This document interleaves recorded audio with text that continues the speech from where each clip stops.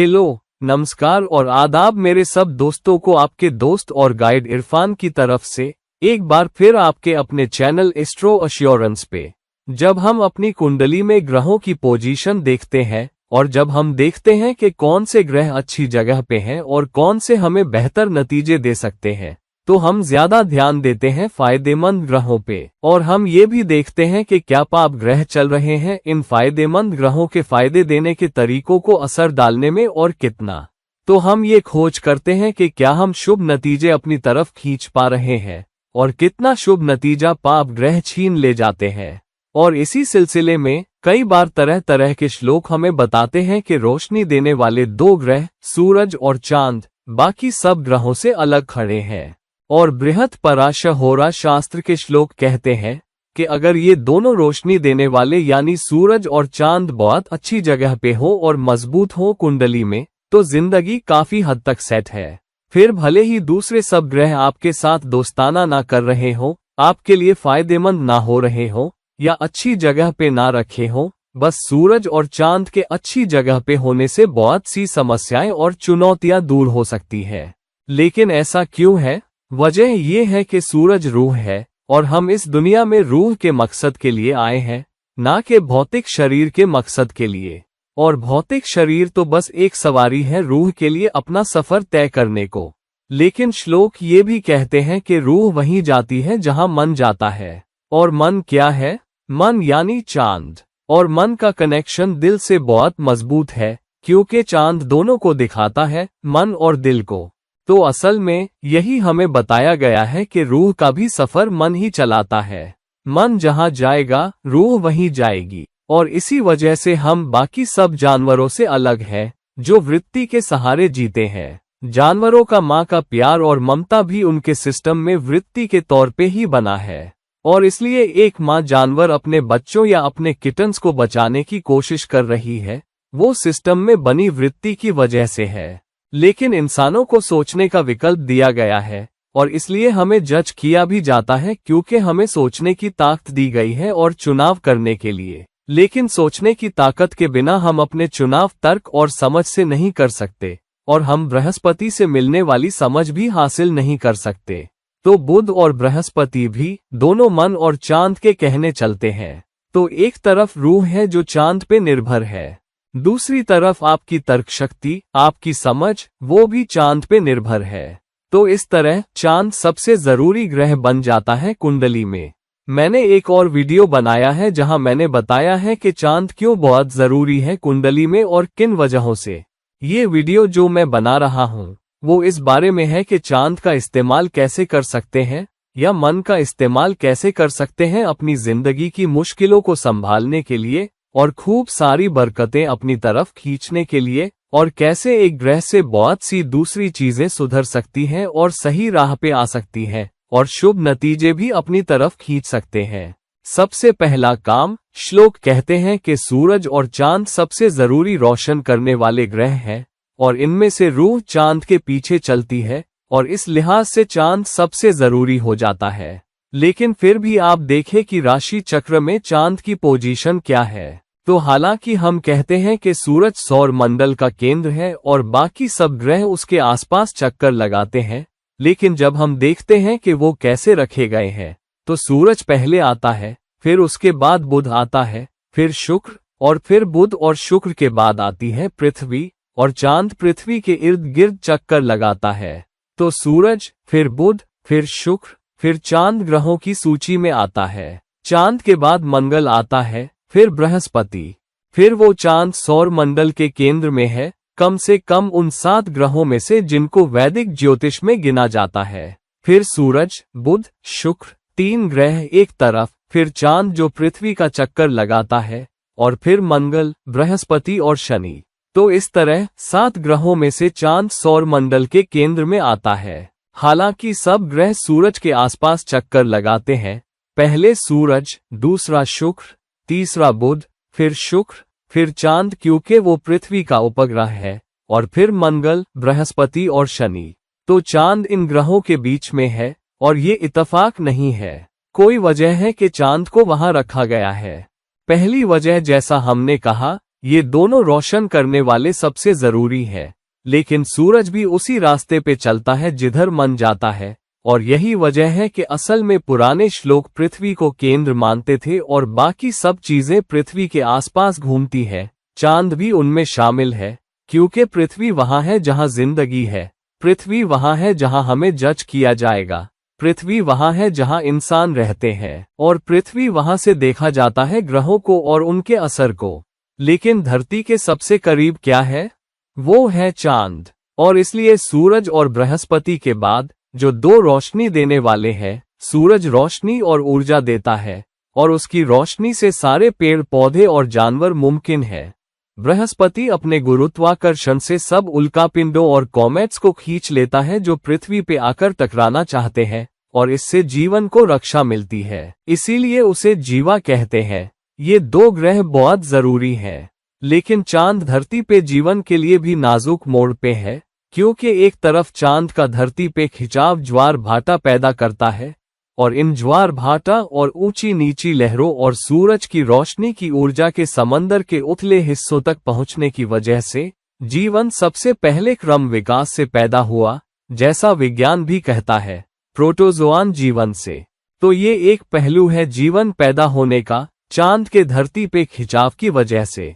दूसरी चीज ये कि चांद का गुरुत्वाकर्षण धरती पे ये भी करता है कि धरती अपने अक्ष पे झुकती नहीं बल्कि काफी हद तक स्थिर और अडिग रहती है, जिसकी वजह से मौसम मुमकिन होते हैं, और मौसम की वजह से खेती मुमकिन है, फसलें तैयार करना मुमकिन है, और इस तरह जिंदगी और फिर जीवन की तरक्की मुमकिन है। तो अगर आप देखें, सूरज और बृहस्पति के बाद जो धरती को जीवन देने वाले बहुत जरूरी हैं, फिर चांद बहुत जरूरी है। लेकिन इंसानों के लिए चांद और भी जरूरी हो जाता है। देखो, हर चीज में जीवन है, जानवरों में भी जीवन है, लेकिन जो चीज हमें जानवरों से अलग करती है वो है सोचने की ताकत। उस मामले में चांद बाकी सब ग्रहों पे राज करता है, क्योंकि चांद हमें सोचने की ताकत देता है, समझ देता है, और हमें दिल देता है, हमारी भावनाएं भी देता है, जिसकी वजह से हम सही या गलत कर भी सकते हैं, यिन और यांग के बीच खिंचाव में। तो धरती सौर मंडल के केंद्र में है और चांद धरती के इर्द गिर्द घूम रहा है, और उसके दोनों तरफ तीन तीन ग्रह होने से चांद सौर मंडल के केंद्र में अहम ग्रह बन जाता है। दूसरी वजह जिससे चांद बहुत जरूरी हो जाता है वो है राहु और केतु का होना। राहु चांद का उत्तरी नोड है और केतु चांद का दक्षिणी नोड है। तो चांद के उत्तर और दक्षिण पे राहु केतु विराजमान है, और चांद के एक तरफ सूरज, बुध और शुक्र है। चांद की दूसरी तरफ मंगल, बृहस्पति और शनि है। तो चांद राहु केतु के बीच में भी है और सौर मंडल के ग्रहों के बीच में भी, और इसलिए चांद अपने असर के लिए बहुत अहम और नाजुक ग्रह बन जाता है। दूसरी चीज ये कि अगर आप चांद की पोजीशन के नजरिए से देखें तो चांद चौथे भाव का स्वामी है, और चौथा भाव केंद्र भाव तो है ही, लेकिन ये लग्न जो आप हैं और सातवें भाव बाकी सब लोग से बराबर की दूरी पे है, और इस तरह चांद लग्न से बराबर दूरी पे होता है। तो आपका दिल और दिमाग जो चांद है वो लग्न यानी आप और दूसरों के बीच बराबर दूरी पे मौजूद है। तो चांद आपको संतुलन देता है, आप अपने लिए क्या चाहते हैं और आप दूसरों के साथ कैसा बर्ताव करते हैं, दूसरों से आपके रिश्ते कैसे हैं, अपने और दूसरों के बीच संतुलन और दूसरों से निपटने की क्षमता। लेकिन चांद के ठीक सामने क्या है? चौथे भाव के ठीक सामने 10वां भाव है, कर्म का भाव। तो कर्म बहुत अहम हो जाता है, और मन की पूरक ऊर्जा कर्म है। मतलब चांद की दी हुई ऊर्जा ये है कि तुम अपना कर्म करो, अपना फर्ज करो, अपनी जिम्मेदारी पूरी करो। लेकिन अगर आप चांद की पोजीशन पे वापस जाएं, तो चांद की एक तरफ सूरज है जो पाप ग्रह है, और फिर दो फायदेमंद ग्रह बुध और शुक्र, फिर दूसरी तरफ मंगल और शनि, दो पापी, और फिर एक फायदेमंद फिर से जो बृहस्पति है। तो एक तरफ आपके पास दो फायदेमंद और एक पापी, और दूसरी तरफ दो पापी और एक फायदेमंद। ये दिखाता है कि मंगल और शनि को संतुलित करने के लिए बृहस्पति की ऊर्जा बहुत जरूरी है। बृहस्पति कोशिश करता है मंगल और शनि की पापी ऊर्जा को संतुलित करने की। चांद की दूसरी तरफ बुध और शुक्र है जो फायदेमंद ग्रह है, लेकिन वो सूरज के घमंड पर भी काबू रखते हैं, उस ऊंचे अहंकार पे जो सूरज दे सकता है। अगर आप रूह का सही सफर तय नहीं कर रहे बल्कि अपनी ही अलग राह पे जा रहे हैं, तो आप बहुत ज्यादा अपने पे, अपने अहंकार पे और अपनी इज्जत पे फोकस हो जाते हैं और आप खुद को दूसरों से ज्यादा अहमियत देते हैं। तब सूरज आपकी जिंदगी में बहुत बड़ा पापी बन सकता है। तो सूरज वैसे भी एक नेचुरल पापी है, लेकिन सूरज 3 अहम ग्रहों के साथ दोस्ताना रखता है, मंगल, बृहस्पति और खुद चांद के साथ भी। तो सूरज का रूह होना और साथ ही मंगल, बृहस्पति और चांद से दोस्ती होना बहुत जरूरी है, क्योंकि रूह जरूरी है मंगल के लिए जो आपको जीवन का मकसद देता है, बृहस्पति के लिए जो बरकत, खूबियां और एक तरह से रक्षक है। मैंने एक वीडियो ये भी बनाया है कि बृहस्पति कैसे जीवा बन सकता है और कुंडली के तरह तरह के नतीजों का रक्षक, और चांद के लिए जो खुद मन है। बाकी ग्रह कहाँ है? अगर आप देखें, राहु चांद के साथ हो तो ग्रहण बनता है, ये बहुत बुरा दोष है। शनि चांद के साथ हो तो विष दोष बनता है, जैसा इसे कहते हैं, और केतु चांद के साथ हो तो फिर ग्रहण ही बनता है। यहाँ तक कि मंगल भी कुछ हद तक चांद के साथ हो तो चंद्र मंगल योग बनता है, जिसे संतुलित करना भी मुश्किल है। ये लगभग अर्ध योग और अर्ध दोष जैसा है। तो चांद संतुलन बना रहा है या मन संतुलन बना रहा है। एक तरफ अहंकार, घमंड और मटीरियलिस्टिक प्रकृति जो शुक्र देता है, दूसरी तरफ जीवन का मकसद और खुद कर्म, मंगल और शनि की वजह से। तो चांद की जिम्मेदारी बहुत बड़ी है, मन की जिम्मेदारी बहुत बड़ी है कि वो एक तरफ रूह के सफर में संतुलन बनाए, सूरज पहला ग्रह, और दूसरी तरफ कर्म में शनि 7 ग्रहों में से आखिरी है वैदिक सिस्टम में। तो ये बहुत जरूरी है कि चांद या मन संतुलन बना सके। आप अपने लिए क्या चाहते हो, तुम्हारा अहंकार, तुम्हारी सेल्फ रेस्पेक्ट और तुम्हें क्या कर्म करना है जो शनि से दिखता है के बीच। मतलब चांद को ये जिम्मेदारी दी गई है कि तुम अपने लिए कितना सेल्फ रेस्पेक्ट मांग रहे हो, अपने अहंकार के लिए खड़े हो रहे हो, लेकिन साथ ही अपना फर्ज और कर्म भी कर रहे हो, क्योंकि तुम इस दुनिया में फर्ज निभाने आए हो, अपनी जिम्मेदारियां निभाने, ना कि दूसरों से ईगो की लड़ाई लड़ने, ना दूसरों से व्यक्तित्व के झगड़े करने, ना अपनी रूह का सफर खो देने के लिए, बल्कि जिंदगी के मकसद पे चलने के लिए। और इसलिए चांद का एक तरफ सूरज, बुध, शुक्र के साथ संतुलन बनाना, एक तरफ इतना ताकतवर संतुलन और दूसरी तरफ मंगल, बृहस्पति और शनि, ये भारी भरकम ग्रह। मंगल सबसे ताकतवर पापी, उसके बाद शनि और बृहस्पति सूरज के बाद सबसे बड़ा ग्रह। तो चांद का काम है इन दोनों तरफ संतुलन बनाना और राहु केतु की ऊर्जा के बीच भी संतुलन बनाना। तो चांद का काम तय है और इसलिए आपकी कुंडली में चांद की पोजीशन बहुत जरूरी हो जाती है। और आप चांद की ऊर्जा का इस्तेमाल कैसे करें? आप चांद की जिम्मेदारी का इस्तेमाल कैसे करें? दूसरों का सहारा बनना, दूसरों को पोषण देना, दूसरों के साथ हमदर्दी रखना, दूसरों को समझना, साथ ही अपनी मटीरियल जरूरतों का भी ध्यान रखना, क्योंकि चांद चौथे भाव का भी स्वामी है, जो हर तरह की सुविधाओं का भाव है, हर तरह के मटीरियल संसाधनों का जो तुम जमा कर सकते हो, इकट्ठा कर सकते हो। अब चांद अपने मूल त्रिकोण राशि कर्क से 5वें भाव में नीच का हो जाता है और वो नीच होता है वृश्चिक राशि में। हालांकि कैसे हो सकता है कि कोई ग्रह अपने 5वें भाव में नीच हो जाए, जबकि 5वां भाव लाभ का भाव है? इसका मतलब कि चांद का वृश्चिक में नीच होना ये एक परीक्षा है कि क्या तुम उन रुकावटों, चुनौतियों, समस्याओं, मुश्किलों पे जीत हासिल कर पाओगे जो वृश्चिक की अंधेरी ऊर्जाएं पैदा करती है, और तुम्हारा चांद फिर भी रोशन रह पाएगा, या तुम डूब जाओगे या तुम्हारा मन डूब जाएगा इन मुश्किलों की वजह से।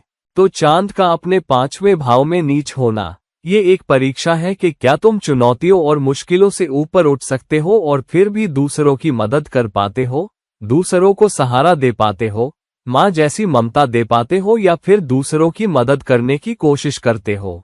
तो अगर तुम ये कर पाते हो तो लाभ तुम्हारे पास आते हैं।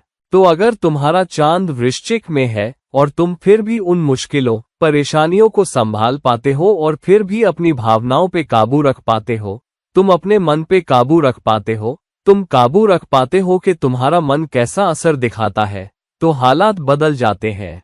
मैंने बहुत सारे लोग देखे हैं जिनका चांद वृश्चिक में होने के बावजूद बहुत शानदार नतीजे पा रहे हैं।